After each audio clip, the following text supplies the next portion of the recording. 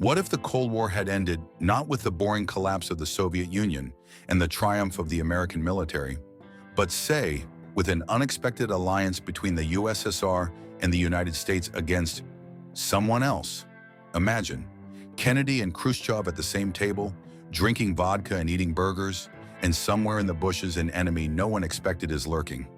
It sounds like the script of a cheap spy series, but don't you think the history of the Cold War already resembles a thriller with a touch of black humor? Only instead of explosions, there are missiles that never took off, and instead of villains, there are politicians who almost burned the world because of their own stubbornness.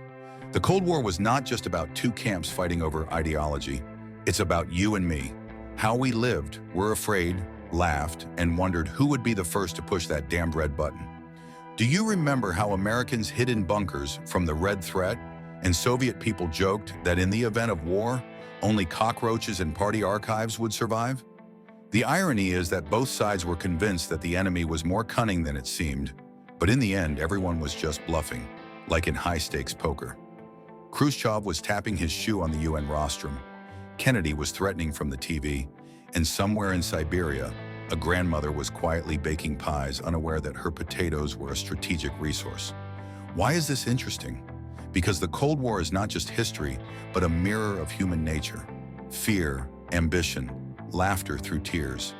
We are used to thinking that we know how things were, but what if one detail had changed? One letter, one chance encounter, one bad joke at a summit, and the world as we know it would look completely different. Next, I'm going to tell you a story you won't be able to put down. An alternative Cold War where everything went wrong, but so plausibly that you'll wonder if we just didn't notice it. Sit back, grab a coffee, it's going to be fun, a little scary, and very interesting. So, let's imagine that in 1962, during the Cuban Missile Crisis, Khrushchev and Kennedy not only agreed to remove the missiles, but went further and signed a secret pact. The reason? An unexpected third force? China, which under the leadership of Mao Zedong, suddenly decided that it was time for it to become a major player. For example, Chinese spies intercepted the plans of both superpowers, and Mao, instead of sitting quietly on the sidelines, threw an ultimatum on the table. Either the world was divided into three parts, or he was starting his own game. In reality, China was weaker then, but let's imagine that Mao had accelerated industrialization, obtained nuclear technology earlier, and started rattling off weapons. Khrushchev, of course, laughed at first. What does this Mao think he is? A rice Napoleon? But when intelligence reported Chinese missiles on the border with Siberia, the laughter quickly subsided. Washington panicked. Kennedy looks at the map and realizes that China can play on two fronts, against the USSR and the United States at the same time. So instead of an escalation of the Cold War between the West and the East, we get a historical twist. Khrushchev and Kennedy meet in neutral Iceland, shake hands and decide that it is better to rein in Mao together than to chase each other. Imagine the headlines. Reds and capitalists unite. Mao is shocked.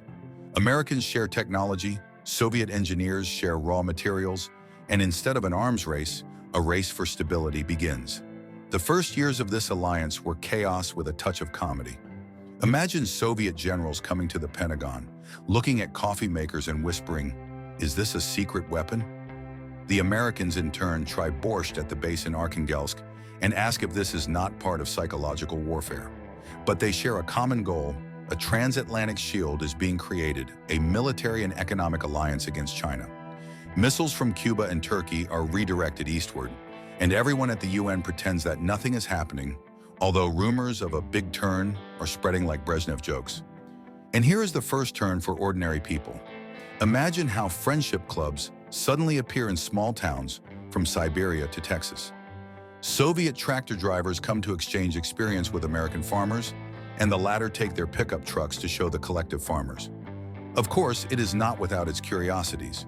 John from Kansas learns how to drink moonshine and complains that it's stronger than their bourbon, while Ivan from Voronezh wonders why Americans have so many varieties of corn but no proper cucumbers for pickling.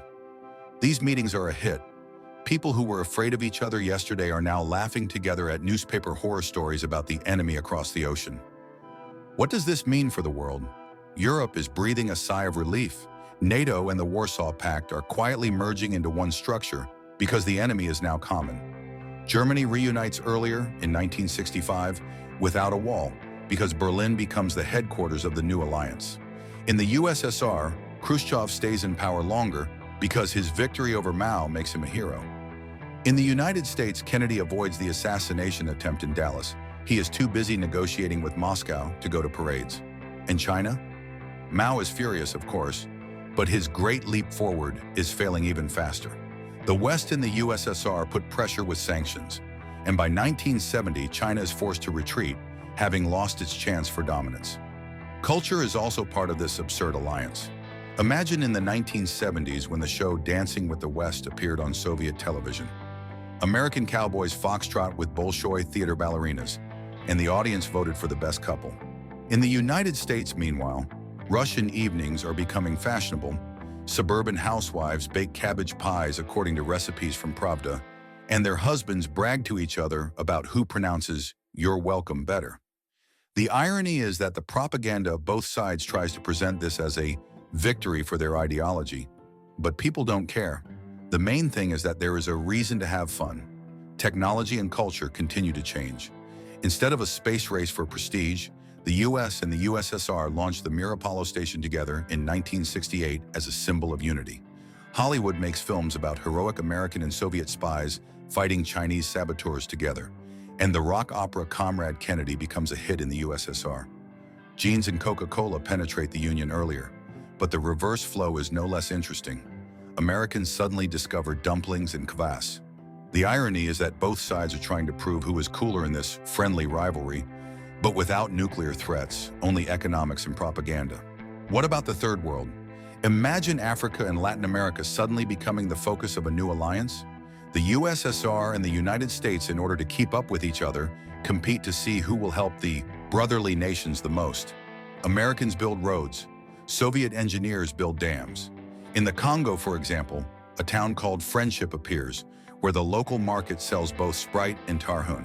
The locals joke, "We used to be afraid of the colonialists, but now we're afraid that Americans and Russians will fight over whose tractor is better." This strange alliance inadvertently accelerates decolonization because both sides want to look like the good guys. By the 1980s, the world looks different. The USSR does not collapse. Economic cooperation with the West saves it from stagnation, although the party still holds everyone in an iron fist. The United States becomes less self-confident as its alliance with the Reds forces it to share influence. China, humiliated but not broken, is quietly waiting for revenge. And ordinary people? Imagine, at home your TV is showing a joint address by Gorbachev and Reagan. You have a can of Bikal on the table next to Pepsi, and your children are playing Spies Against Mao. The Cold War does not end, it just changes its face. Ironically, instead of two enemies, we get one that no one expected. So, what has this alternative Cold War led to? The world in 2025 is a strange mix of cooperation and tension. The USSR and the United States, like old friends who like to tease each other, keep the global order. But China, having regrouped, is again making claims. Germany is an economic giant because reunification in 1965 gave it a head start. Space is ours. The Mir Apollo station has long since turned into a network of bases, and humanity is already thinking about Mars. And you and I would probably live in a world where the Cold War's cold never melted, but became somehow warmer with dumplings at American barbecues and jokes about Khrushchev in every bar.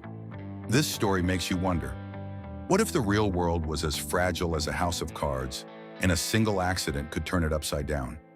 We laugh at Khrushchev with his shoe or Mao with his jumps, but isn't it funny that the fate of the world depended on such characters? Maybe we are still living in an alternative reality. We just don't know what the original version was like. So just imagine, you're drinking coffee or maybe kvass, and outside the window is a world where the USSR and the US still argue about whose borscht is tastier, but together they keep the planet in balance. It's funny but nice, right? If you enjoyed thinking about these what-ifs, please like this story. It's a signal that I'm not making these stories up for nothing. And subscribe because there are many more interesting stories to come. For example, what would have happened if Napoleon had won in Russia, or if Einstein had become president? Let's figure out together how history would have turned out, and laugh at how close we were to a completely different world. See you in the next story.